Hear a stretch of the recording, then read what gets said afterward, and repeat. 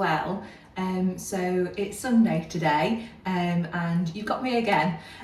So for those of you that watched our last vlog that we posted, that was me doing some kind of jobs around the house that I wanted to get done and things like that. And as you can see, one of the boards here is in situ. That's where I'd keep it. I have moved the other ones just out of the way just because we're going to be making a bit of a mess today. So on today's agenda, we're going to be making a birthday cake. So for those of you that have also watched some previous videos, I think I mentioned that I do tend to make cakes from time to time. I'm very much an amateur baker, just have a go and see what happens really. But I do tend to do them for friends, family, work colleagues, things like that if they've got birthdays coming up, as it just keeps me trying new recipes and different designs and all those types of fun things that come with that. So I found a really exciting recipe today that I haven't tried at all before. This is brand new to all of us. So I thought I'd bring you along with me to go through this and see what we come up with. So we're going to be making a raspberry and pistachio cake. So this recipe looks really nice. It's one that I found on Pinterest. Let me just grab the iPad, I'll show you. So this is the recipe that I found online. So it looks relatively simple, but this is what it's meant to look like inside. So it's got a bit of a green tinge, raspberry jam. I'm going to actually add the pistachio cream into it as well. So for those of you that watched the Costco haul, if you haven't, please do go back to that video and have a little look, because we had tons of things on there and I got some baking bits as well as part of that haul. But I did get the pistachio cream. So although the recipe doesn't include that, I am going to add a little layer of that alongside the strawberry jam as well, because I think it will actually be really nice and add to it a little bit. And we've also got some shelled pistachios that apparently we need to grind up. So this is going to be a test, because I don't quite know how I'm going to do this because I don't think the blender is working. So we'll see what happens on that one. I think the recipe does say to make your own raspberry jam. Now, I love baking and things like that, but I ain't got time to be making my own strawberry jam. So I've just bought quite a nice one from M&S, just a seedless one. So we'll use that instead, because the cake and the decorating on its own takes long enough without making raspberry jam from scratch. So we're not going to do that bit. And this is what you'll tend to find with me, is that I'll do most of the recipe and sometimes I'll tweak it either for time saving, or if I want to add something else in, I will, just to give it a go. So I am actually going to go for a bit of this vibe as well. So I did a cake earlier this year, which for the first time I used the kind of vintage piping type thing, and that's the plan today. So I have got, so I did buy, when I did that, a vintage collection piping tips set, and I've got loads of piping bags. So these worked really well last time. These are definitely worth it. They're only about, they're between like £7 and £10 off Amazon, something like that. But these are definitely worth getting if you want to do that kind of vintage type cake that's quite popular now. And then I've also seen on quite a lot of cake design photos and things at the moment, these little bows are in. So I'm going to go for this one. I'm going to give it a go and see what happens. So, but I have decided, I kept umming and ahhing whether I was going to do a round cake or a heart cake. The last one that I did, where I tried it, I did it as a heart. I think I'm actually going to stick to the heart again this time. So I have got some heart-shaped silicone moulds. I bought these the last time I did the other cake. The only thing with these, which I learnt last time, is you have to really grease them well, because last time the cake didn't come out as easy as I thought it would with it being silicone. So I need to remember to make sure I do that this time. So let's see what happens, you know, let's see how this works. It might be that the video has to be a bit longer. I might have to come back to it. We'll see how it goes. Sometimes we have to bake it, cool it, crumb coat it first and stick it in the fridge before we do the final ice on it. So we're just going to do buttercream, icing and decoration today. No fondant involved. We'll keep it nice and simple. And yeah, let's see how we go. But I'll show you what I'm doing throughout so you can follow along. And let's see. It might be the nicest thing ever. But with pistachio being such kind of a viral trend, obviously with all the Dubai chocolate and everything that's out there, it's such a popular flavour at the moment. So I'm going to try it before you do. So obviously, if this ends up being a really, really good recipe, then it might be something that you want to try for friends and family, with it being the, you know, the trend flavour at the moment to explore. So let's see what we come up with. But yeah, come along with me and we'll see what we come up with. Now, the first thing that I'm going to do, and because I'm recording this as well, is I'm going to weigh out the ingredients first. So I've just got everything to hand because, like I say, because it isn't a recipe that I've done before, I think sometimes it just makes more sense to weigh things out first. So I'll post the recipe in the description when I upload this video, so you can have it and reference it. But like I say, I will be making a few tweaks. I've noticed already for the buttercream I don't have any cream, but I'm going to make my bog standard buttercream recipe anyway, which is very similar to what it says on here. And like I said, we're going to skip the raspberry jam section. So I'm going to get everything weighed out, and then I'll come back to you and go through what I've weighed out and what ingredients there is, and then we'll compile everything together. And I'm just going to preheat the oven as well.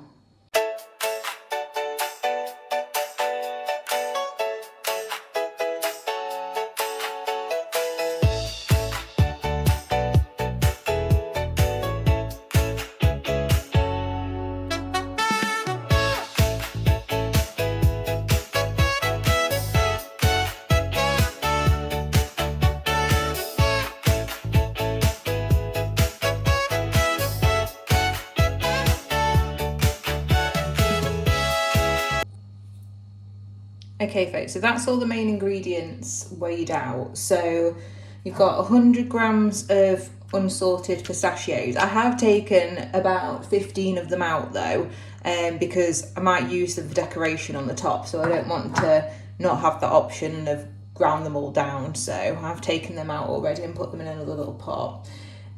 We've got 170 grams of self-raising flour. They do say to add baking powder and baking soda and salt, but only half a teaspoon each, so I'll do that later when we put the cake together. There's 115 grams of butter. They do want that melted, so we'll melt that down shortly when we get to that bit. 225 grams of granulated sugar. I've just used caster sugar because that's what I've got. We will need 3 large eggs. And then 180 grams of Greek yogurt at room temperature, so let that come up to room temperature, and 65 grams of a light tasting oil. I just use vegetable oil, it's absolutely fine. As long as you don't use olive oil or anything like that, you'll be good. And then 2 teaspoons of vanilla extract as well, which again we'll use when we're putting the cake together. So this is what you need for the actual pistachio cake itself. So not too many ingredients at all. So let's follow the recipe and see how long this takes to put everything together. Now this bit might be tricky because, as I said, the only blender that I've got to hand is one of these. Now whether this is going to work or not remains to be seen. So I'm going to tip them in there. Now it says, whisk pistachios for about 30 seconds until they become a coarse flour texture. Okay. I guess we'll have a go then.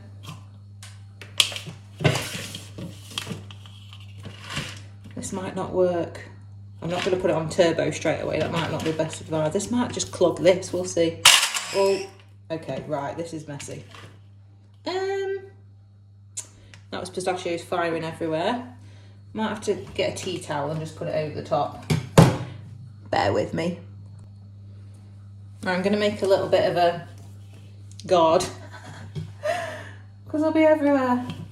Right, let's see if this works. Whoa. Oh, I don't know if we are. Right, let's move that out of the way. Right, I think we need all stations clear for this messy job. Move everything out the way, and then if it fires everywhere, it won't matter as much. This is faffy, I'm not gonna lie.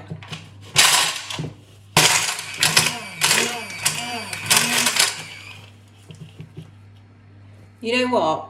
That is super faffy, and we've only got to here, and it's everywhere. Well, I'm sure if you've got a NutriBullet, this would be about 1,000 times easier. But I don't. So this is what happens when you don't have the right tools for the job, I guess. Right, I'll come back to you when I've not fired pistachios all over the kitchen, because that's currently what's happening. There's a little pile here. We're probably going to end up with about 50 grams left at this stage. Well, folks, I'm not going to lie, that was an absolute faff. And it's still probably not as fine as it should be. It was firing off everywhere. I just had to clean all this down. It's all over the floor. Right, if you haven't got a NutriBullet or something like that, or an actual blender, you might want to find a different recipe. This is a faff. I'm hoping that it actually tastes nice and it turns it green. Otherwise, it'd be a bit pointless for that, and you could just use the pistachio cream. So, well, it's done now. So let's have a look at what the next stage is. Right, we've done that. So now you need to add the flour, baking powder, baking soda, and salt. So I think it said, the only problem with using Pinterest recipes is the adverts on them means that sometimes it's really hard to get back to what you're actually looking at.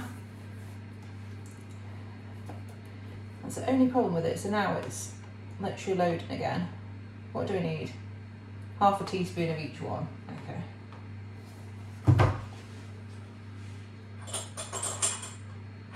Now I have got these little ceramic ones that I sometimes use because they're a bit easier.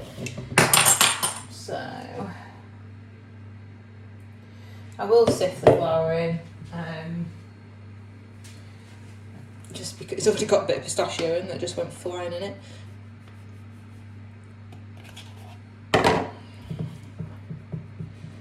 I'll sieve it in just to make sure that there isn't any lumps in there. Mix that in. Baking powder, baking soda, yeah, okay. Do half a teaspoon of salt.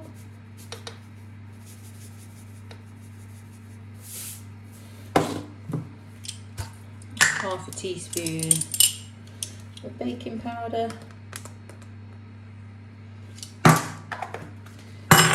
And this is a new bicarb, so let me just get into it.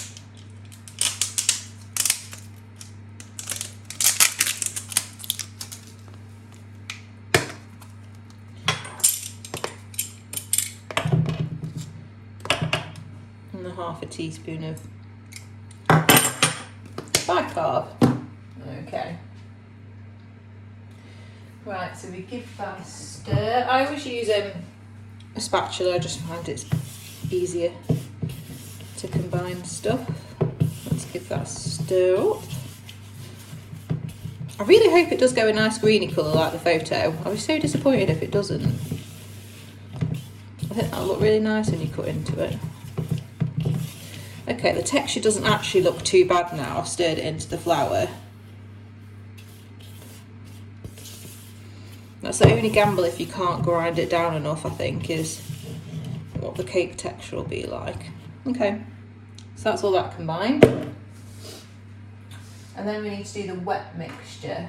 So that's, right, so we need to melt the butter now and then whisk that together with the sugar and then add the eggs one at a time. The problem is this has got a bit of pistachio in it now because it all flung everywhere, but I'm sure it's just going to go straight into the... Yeah, you combine them eventually, so it'll be fine. Right, I'm just going to melt this butter. Okay, so I've just melted that in the microwave. It only took 30 seconds for that to melt down. So in a large mixing bowl, add your melted butter to the sugar. So we're going to pop that in there.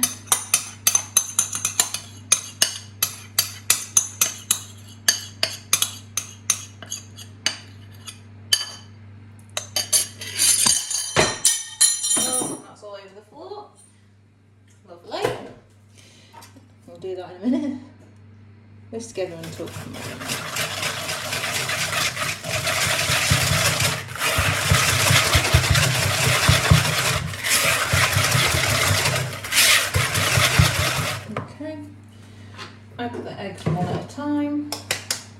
whisking until it's incorporated.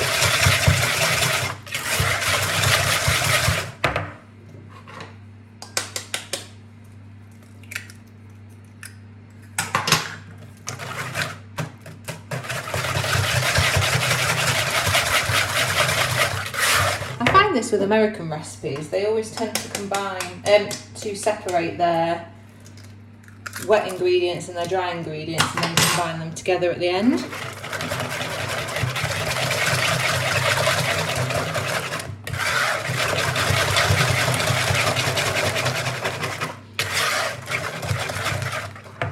Okay, so that's that one done. So now we've got our dry ingredients and our wet ingredients. Okay, so the next bit, it wants you to add the Greek yogurt, vanilla and your oil into your wet ingredients first. So let's do that. So, yeah. And you'll find as well that the cakes with oil in do actually tend to be the best, I think. Just because it makes it... Well, everyone's going to love this word. Makes it really moist. 2 teaspoons of vanilla. I just use your bog standard Tesco vanilla. I need some more actually running out. And then your Greek yogurt.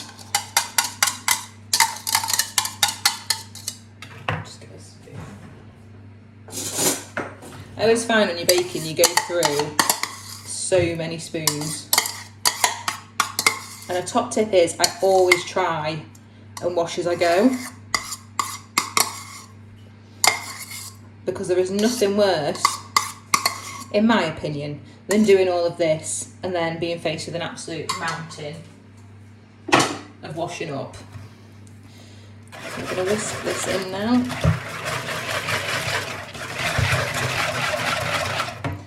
Right. The next stage. So now I want you to combine the wet and dry ingredients. It says use a fine mesh sieve to sift the flour mixture into the wet mixture. The goal is to just break up any clumps of pistachio flour. Any large pieces of pistachios that remain in the sieve can be added back to the batter. Well, what's the point in sieving it then? I'm not going to sieve that. I sieved the flour before, and if you're going to end up putting it back in, I don't see what the point is.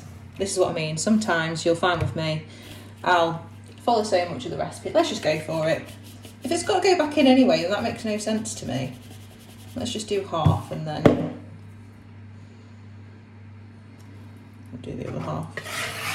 I actually don't think that's turned out too bad considering.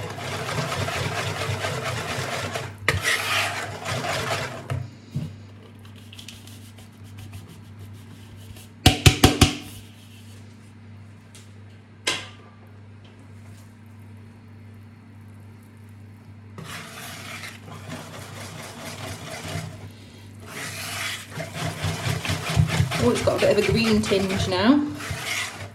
How do you all feel about having a green cake? I suppose it could put some people off. But I guess all the Dubai chocolate, everyone's eating green on the inside. Right. Cool. That's done. Right, so now I think the next bit is divide the batter into your 3 cake tins. Yeah, and just make sure, and just flatten them out basically. And then want you to bake it for about 30 to 35 minutes until they're golden brown.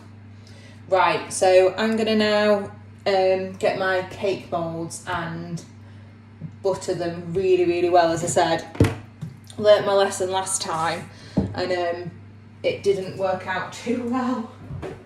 So let me just go and get some baking paper and we'll make sure they're buttered well.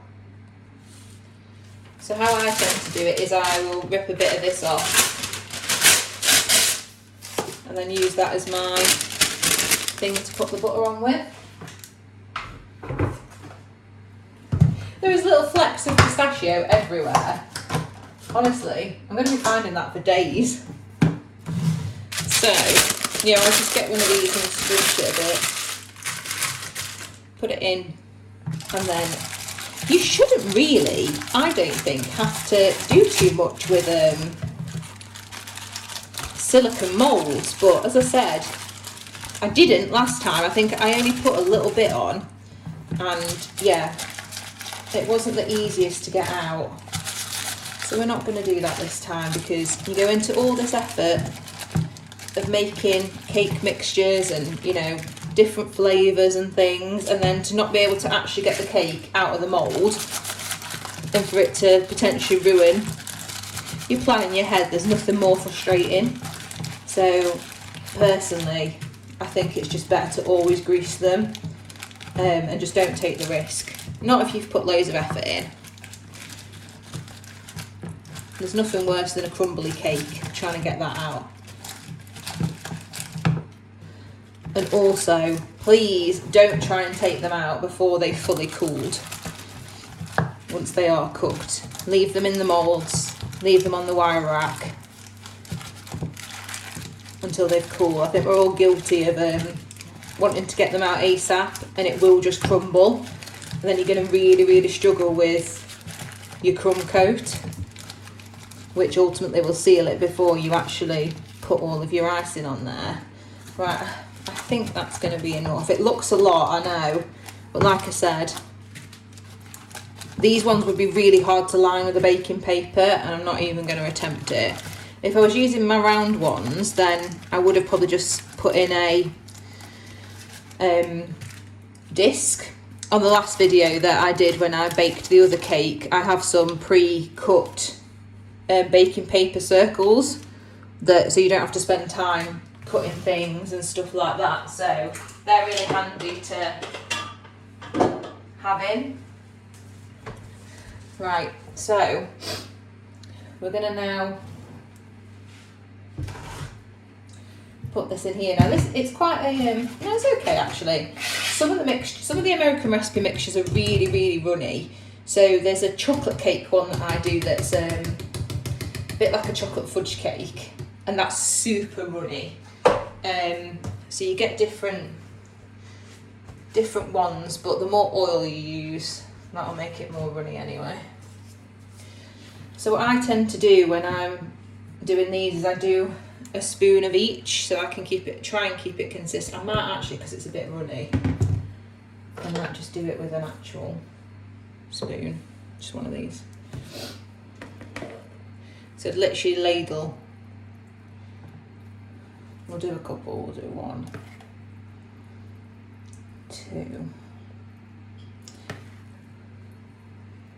2 in this one. And they might end up being a little bit shallower. That's okay when you're stacking 3.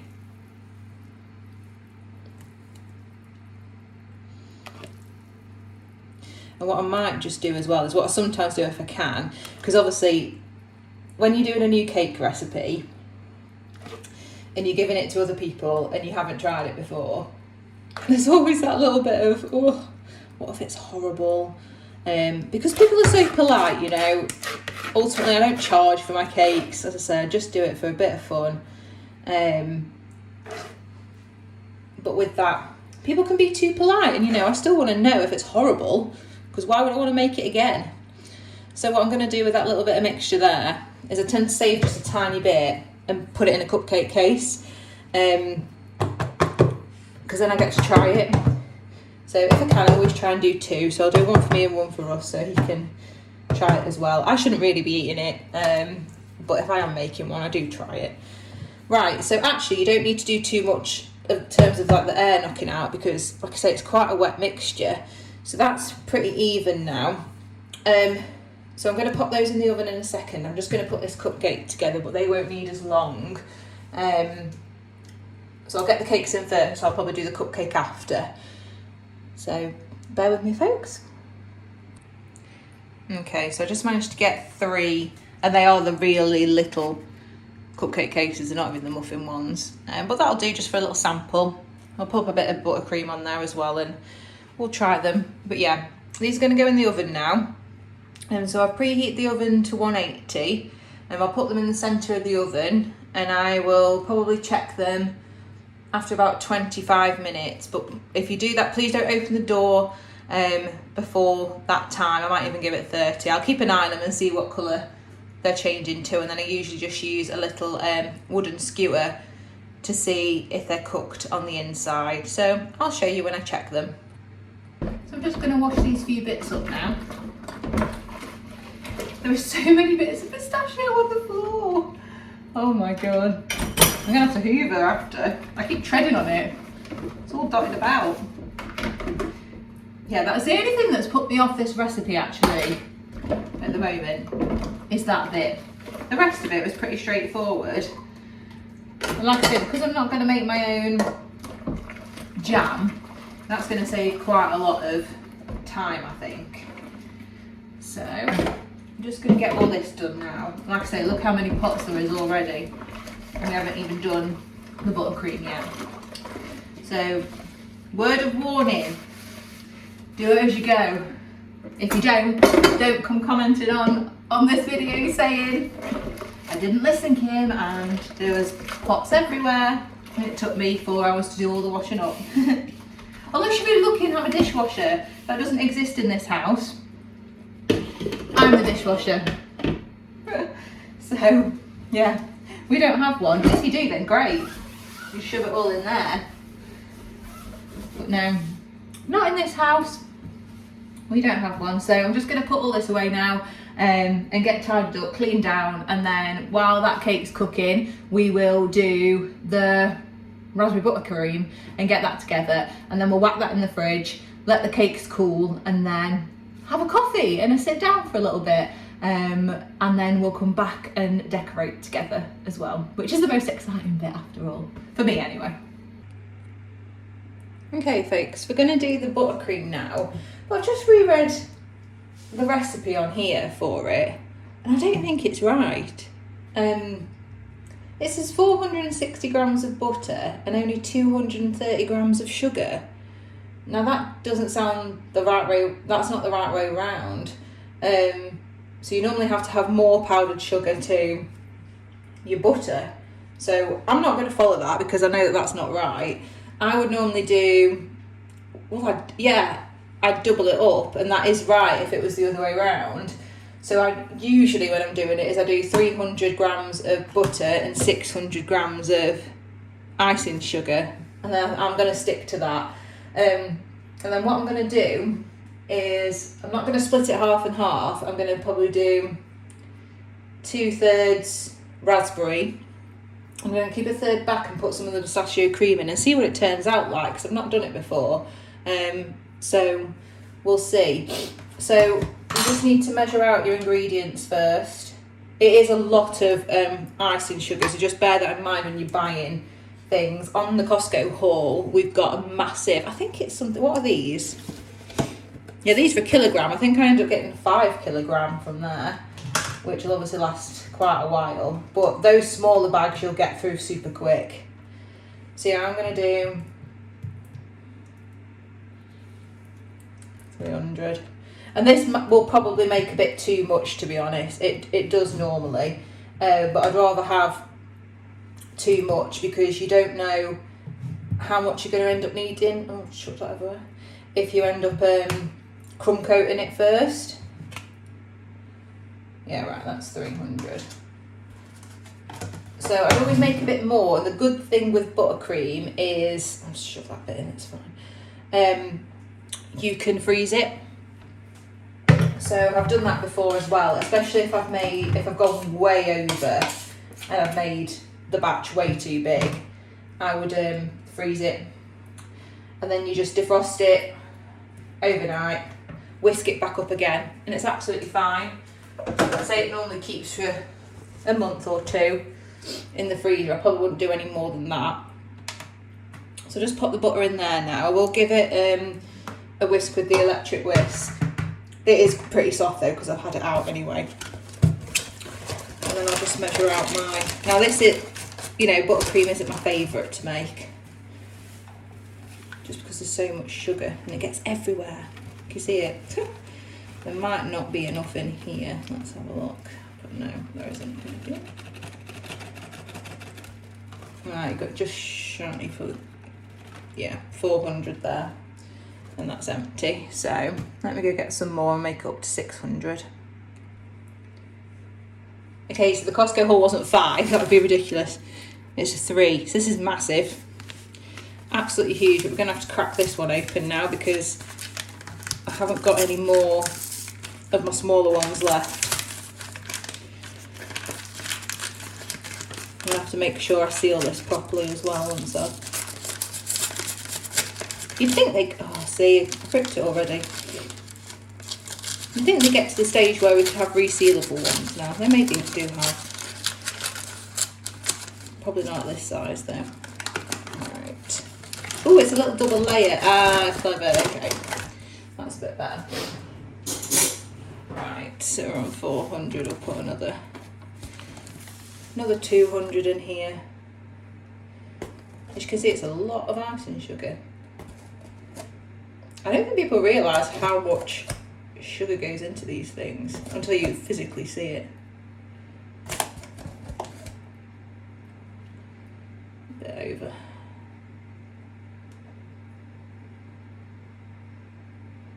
There we go. Right, so that's what 600 grams looks like. It's a lot. So I'm just going to pop this away and just seal it because if I don't, I'll forget and then there'll end up being some kind of icing sugar explosion somewhere. Okay, so I'm just going to give this just a quick whisk, but it's not going to need 2 minutes to be honest. And actually, because it is so soft, I might not even bother. Now I've just put that in there. I might not bother. I might be able to actually just do it by hand. It really depends sometimes on how your butter is, but look how soft that is. There's nothing to it. If you obviously just bought that straight out from the fridge, you might need your electric whisk to make it this soft. But really this needs doing, it's quite warm still, even though it's been raining. It needs to go in the fridge to thicken it up. So you must sieve it. Please don't put it in without sieving it or it'll be so lumpy. So just a little bit at a time with your sieve. And then you can add get your base done first. And then you can add your flavourings afterwards.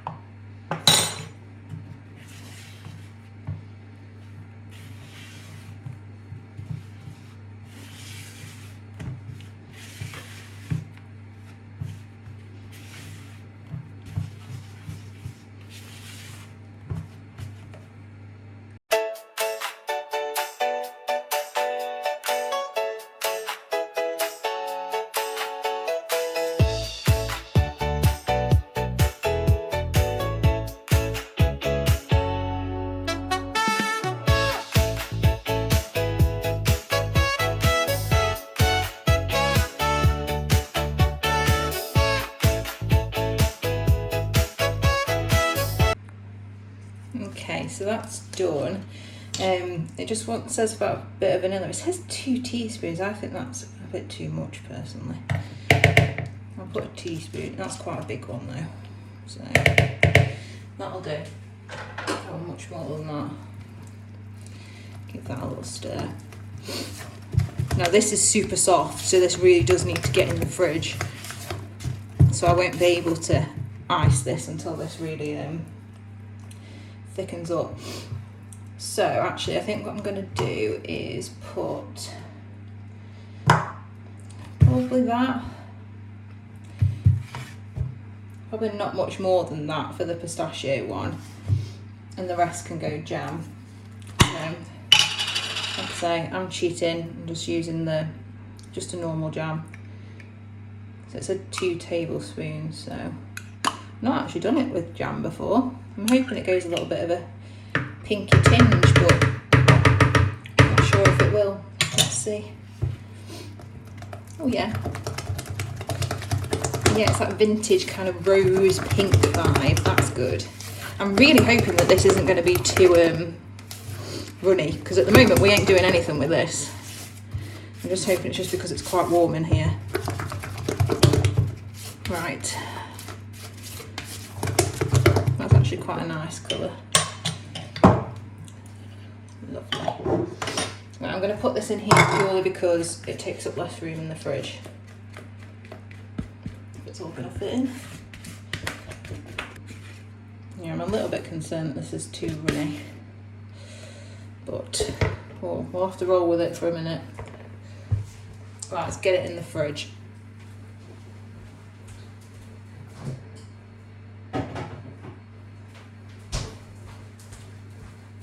Right, that's in now.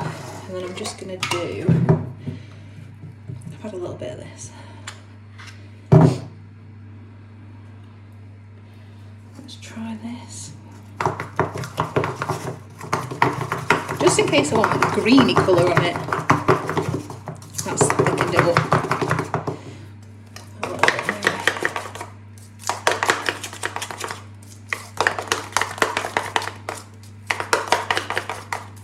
Okay. Try a little touch.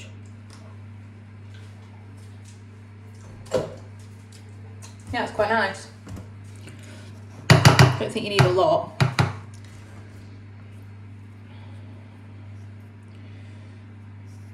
Okay. Right, we get that in the fridge as well now. So while the cakes are cooking, I just thought I'd show you where I keep my baking bit. So I try and keep it quite organised and make sure that I throw stuff out when it's not in date anymore. But I tend to keep my cake tins and everything towards the top, and then I have all my bits and bobs. Nothing crazy, but I tend to try and keep it as tidy as I can. So I have my decorative bits in there. These are quite good, these sugar flare colours. They're little like this, so they're quite like concentrated food colouring, so they're quite good if you want in like pigmented colours. And then yeah, just my sugars and, you know, my flowers and stuff like that at the back. And then I have these few tins down here that I keep candles in, and some more decorative bits, my cupcake cases and things like that. So just so I know where everything is, and my boards towards the back. And then I have a little box that I keep down here, those, which has my decorative bits in. So like I always keep a stash of happy birthday things. So I've got some lilac bows as well because I was undecided on the colour. I've got like packs of these, so different colours depending on what I'm doing. And then I've got these goldy ones as well. And yeah, these are all letters to cut out fondant. I think that's, yeah, and then they're the pre-cut baking papers, just off Amazon. So you get quite a few in there. Doesn't say how many, must be like 50 or 100. So they're quite good and handy to have in. But yeah, I just keep all those in the boxes because you never know what you might need. Okay folks, so that's them out of the oven. They've actually turned out really nice. This one's slightly darker, but it's okay. It was a bit more towards the back. And just looking, they look a lot better in terms of potentially being able to get them out this time. Yeah, look, I can tell straight away. So that's way better than the batch that I did beforehand. So I can tell that they're going to come out pretty easy, which is good. So now this is the key point. Don't be tempted to turn them out straight away. These have been out for 10 minutes or so at the moment, but I'm going to leave them probably another 20 minutes, just so that they're a lot more cooled down. And these are perfect as well, just for little taste tests. So that's something I would recommend, especially if you're gifting a cake and it's a new recipe and you don't know what it's going to taste like. Just make some little cupcakes and just give it a bit of a taste, because then at least you can rest knowing that actually no, it does taste all right. Most of the time they will, but there's always that little thing, especially when you're giving it to other people. I think if you're just making it for yourself, it's different, but when you're giving it to somebody else, I always think there's that little bit of, oh, I hope it's nice. So yeah, quite happy with those. Let's hope they turn out okay. Fingers crossed. Okay, so we're nearly cooled now. So I just thought I'd show you what's in here. So you get these different types of tips. And then what's really handy is it comes with this little guidance booklet. And actually I found this really helpful because it shows you which tip you need to use and then what order you go in to create that particular design. So you can do these shell borders, you can do flowers, chandelier. I used the drop loops one last time. It even shows you how you can write it out because there's a tiny one, which is that one. So you can write text. That's the one that I used last time, the shell, and I am going to be using that one again. And it tells you which angle to hold it at and things like that. So it's actually really, really handy if you haven't done it before. And then each one is stamped with what it tells you here. So for these big shells, you use the biggest one here. And it looks big, but it's actually really effective. This one's quite hard. That takes a bit of practice. I couldn't quite get it. Even though I followed the motion, it didn't quite work like that. So yeah, I think this is quite good. Good little set to have really, especially if you're trying it for the first time. So I know that I'm going to go for pretty much this kind of type thing. So I know that I'm going to use the big shell and then the medium shell as well. I don't think I'm going to do any writing. I have actually got a little writing pen over there. Let me just grab it. I don't think there's much in it though, but you can just get these. If you are just doing something super simple, this is just a white one. They're not the cheapest though, so if you are good at freehand, then definitely recommend that. It's probably better value for money. So I've got a pack of 50 of these, I think it is, might be 100. Again, these just off Amazon, and they're just, you can just chuck them away afterwards. Obviously you can get the reusable ones if you want to wash them out and things. Now what I tend to do is make quite a small incision at the bottom, and then I'll just see if it fits in. So this needs to be a bit bigger, it's obviously not going to quite fit. And just take a little bit off at a time until it fits relatively snug. And that's your piping bag. I'm quite a messy piper, so I'm not the best person to be saying this is how you should do it, because it's just how I do it. So I'll make those for these two, and then obviously if I wanted to change colour, you could just snip this out and make another one and repeat. Okay, so I've just got this out of the fridge. I did actually put this one in the freezer for about 15 minutes and it has gone a lot better, but it will obviously harden up quite a lot in the fridge, and this one's gone a lot better, but that's because it's got the cream in there. So that's kind of, you do want it relatively thick to be able to pipe it on. So this might still be a little, we'll see how we go with that one. So I work on, you can get proper turntables for cakes. Now, this is just a Lazy Susan. I did paint it at one point, hence why it's got this finish on it. But this was from IKEA ages ago. It's quite a big one, but you don't really need it that big. But having something that spins does help when you're icing something, especially if it's going to be quite intricate or you need to move around as you're doing it. And for this particular type of cake, you do need to be able to have a bit of movement so that you can move around as you're actually doing the piping. So I would recommend, obviously if you haven't got one, it's absolutely fine, you can still do it. It just means that you're a bit more on top of yourself than being able to spin it round. So I was going to do a silver board, but I found one of my brown ones, so I'm going to do it brown because it's quite like earthy tones with like rose and like a sage green. So I'm going to use this one. First thing that you want to do, I'll move you closer in a second, but I'll prep my piping bags with you, is you either want to use a little bit of jam or a little bit of the buttercream, whatever, it doesn't really matter. But you do want to put a bit of that on your board because you need something for it to stick to. So just put a blob in the middle of your board and spread it out a little bit. because once it's been in the fridge, this will harden up, and it just means that your cake is much more stable. If you didn't have anything for it to stick to, it would move around. Right, so I'll just stick the first layer down. Let me just go and grab it.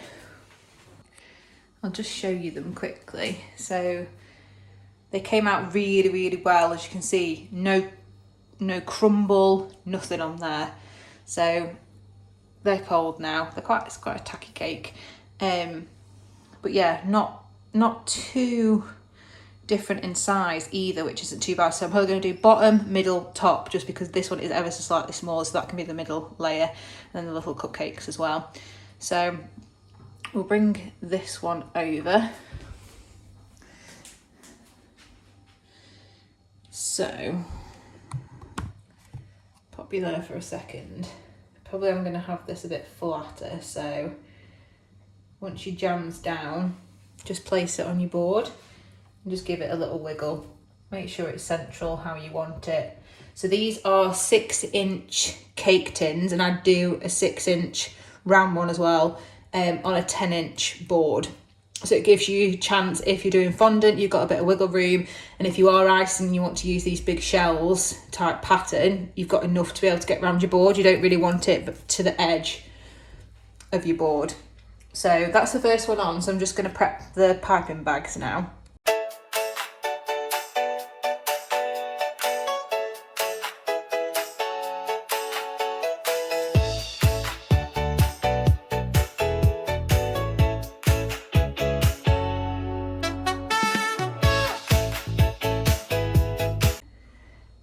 Now I can tell straight away that this is really runny because of how it's gone into there. So the pistachio one's fine, but I am a bit concerned about that one. So I'm gonna put it back in the fridge for a bit.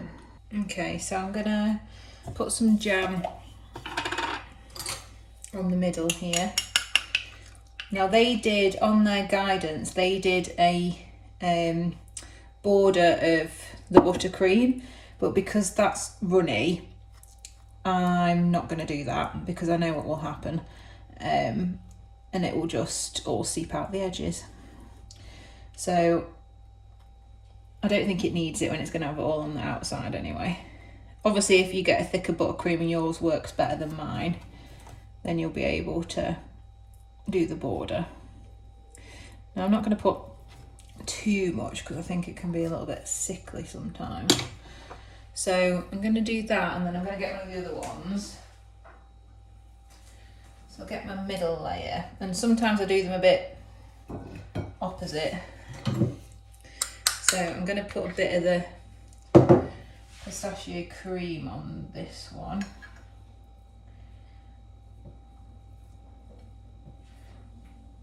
Just a thin, and this is the difference, see, so this goes on just so much better. If you can get your buttercream very similar to this consistency, it's much better. Right, so I'll do a thin layer of that, and then put it opposite. This is what I mean, see, the ability to like move it round. So we might put it in the fridge in between as well. So I mean, it can take a little while to build these things.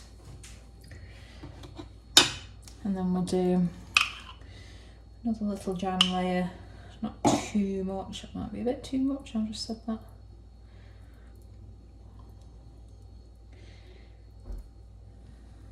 And it's because this jam hasn't been in the fridge either, so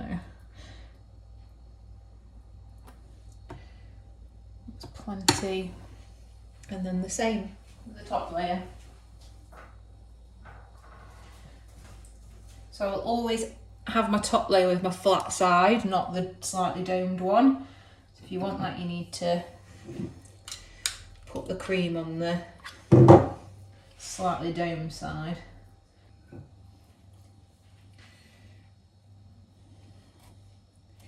So you can see already that it's a little bit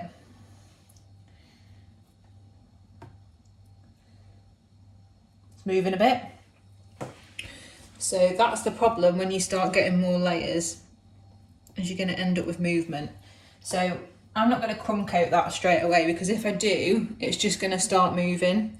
So I think the best thing to do is to stick it in the fridge for half an hour, see if it's hardened up a bit. If it has, then I'll crumb coat it. If not, I might sometimes have to put some wooden dowels in just to make sure it's a bit more secure. I don't really like doing it. I try to avoid it where I can, but sometimes you have to. So let's stick this back in the fridge and see what we're like in half an hour. Okay folks, so what I ended up having to do was put about another 3 to 4 tablespoons of icing sugar in there, because it just wasn't getting thick enough, and now you can see the texture's changed, so it's much better. So you can save them, so don't worry if it does go a little bit runny, just put more icing sugar in.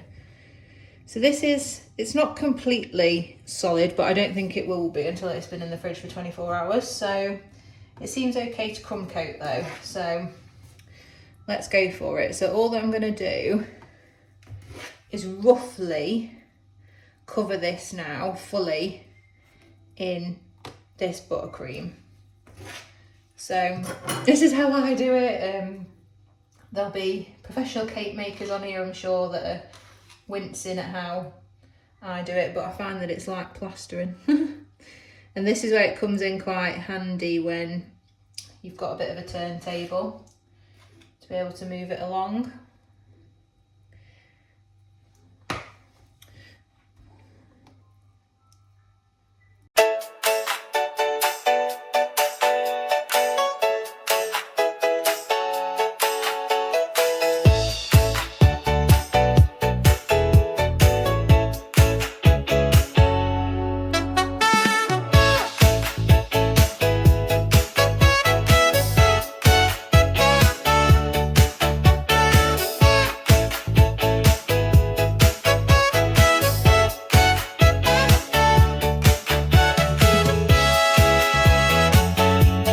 Okay folks, so that's it crumb coated.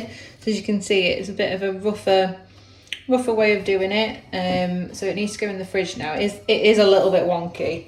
But as I said, that's, you know, it's a homemade cake ultimately, and no one's paying for me to do this for a professional standard, and there's a little bit of a gap there. You just want to make sure that you haven't really got many gaps.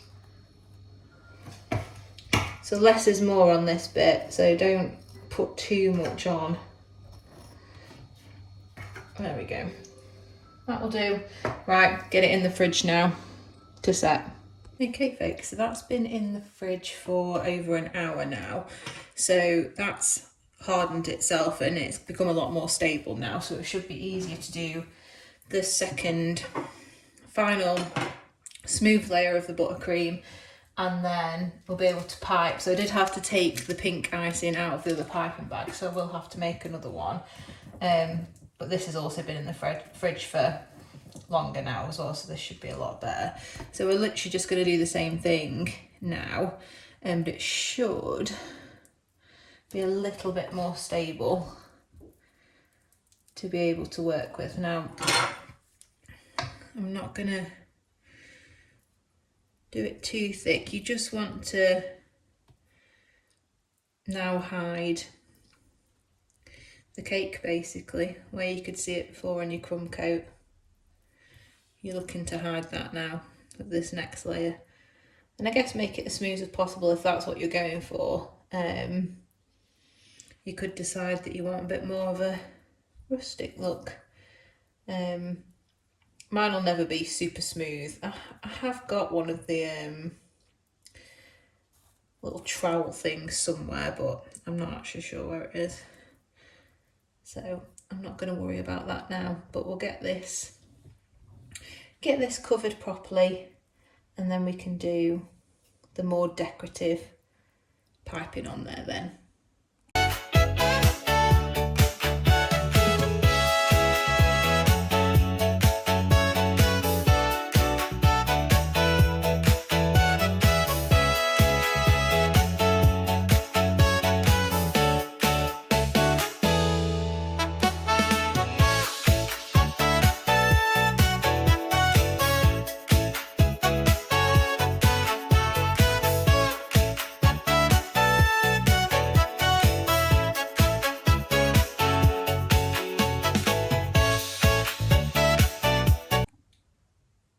So now we're ready to pipe. So I've redone my piping bag.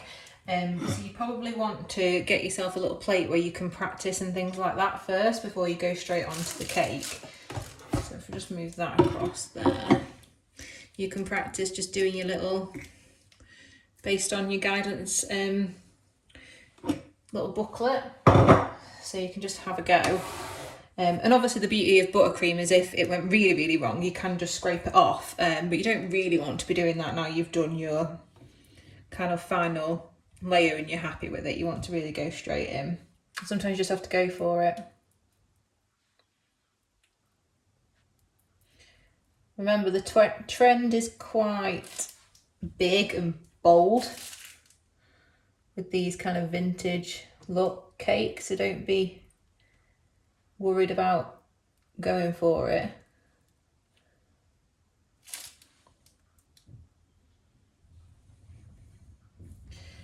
See, so sometimes you do end up with a little bit of... I'm not going to get rid of that bit there.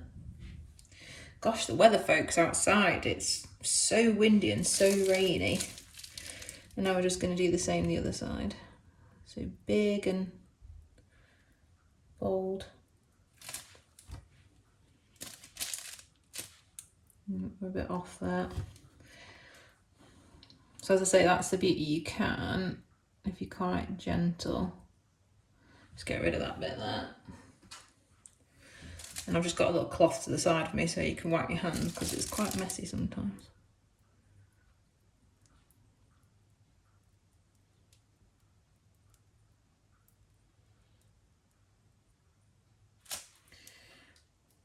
Right, so they're not quite as defined, so you can tell by the texture of the buttercream,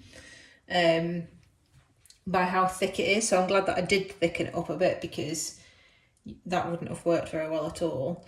So I'm going to do the same at the bottom, and then obviously I've got my green one to go in with, and really this is just to use some of this now. It's a little bit soft. It's okay. This one I know is going to come out better. Yeah, I can tell straight away. So the texture of this green one is 10 times better. It needs to get in the fridge ASAP once we've done this. Same principle. And look at the difference. It's so much easier to work with. So that's the difference between your buttercream. You can just tell texturally. You get the vibe of what I'm wanting to go for. Like I say, this is never going to be perfect. It will harden up once you put it in the fridge though. But you've just got to be careful with these because they are so heavy on the ice in front. That they're quite heavy. And we'll just do the other side. You always find as well you'll probably have one side that's better than the other. You can really smell the pistachio.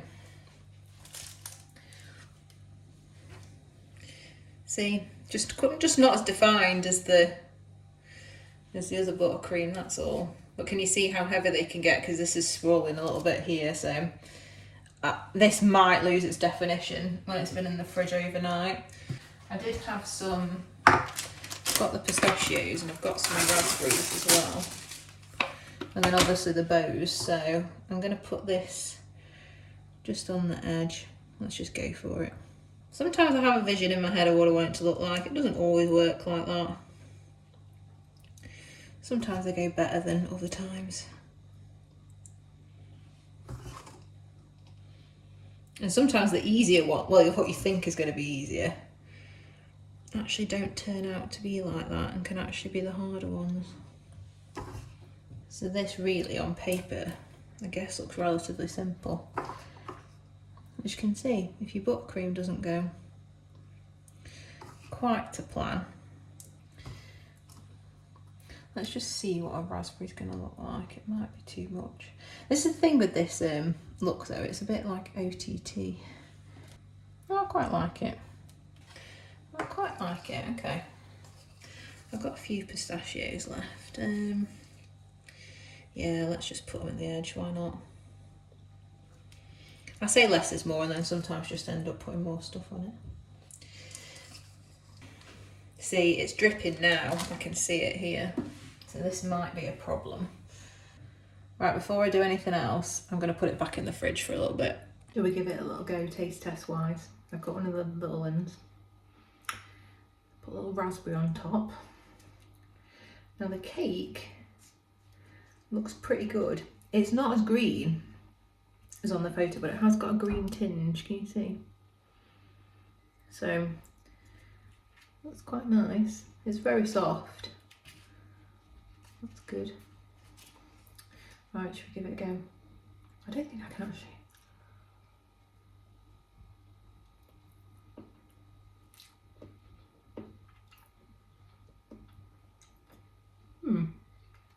Oh, there we go.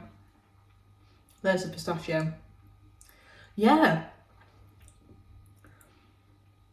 Okay. That's really nice. Now I can't tell if it's actually coming from the cake or whether it's because I put that additional little bit of pistachio cream in there. But as you can see, a little jammy centre, that's a little bit like in the big cake. No, it's nice.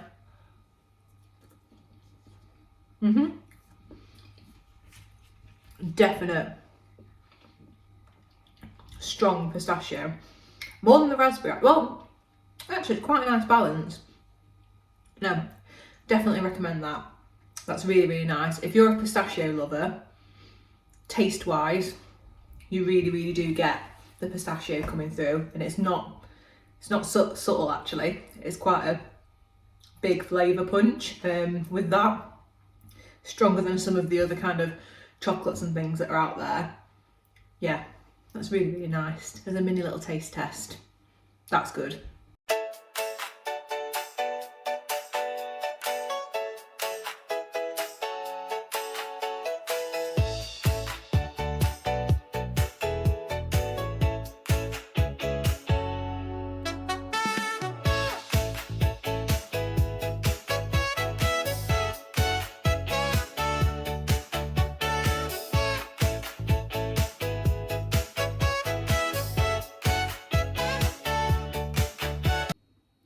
Well, thanks so much guys for joining me today in baking this new recipe of the pistachio and raspberry cake. I hope you enjoyed the step-by-step process.